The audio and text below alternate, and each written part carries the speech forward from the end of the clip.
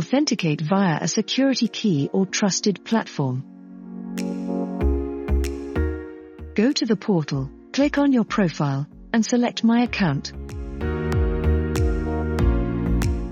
Click on Manage My Security Keys and Trusted Platforms. Select if it is a security key, external to the PC, or a trusted platform, internal chip from the PC. The steps to register any of them are the same. Give it a name. By default, your Windows device will be selected to store your passkey. Click Continue if you are registering a trusted platform. Or click on Change, and then select Security Key accordingly. Finally, you will see the confirmation that the selected method has been added to your list.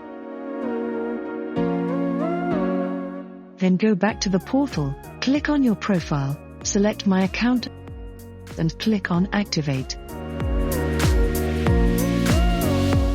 Select 3 questions and provide answers. These answers will be used for recovery access. To authenticate via trusted platform, do as follows. Select security key or trusted platform. Then, authenticate with it using either the PIN or the biometric means. Thank you for watching.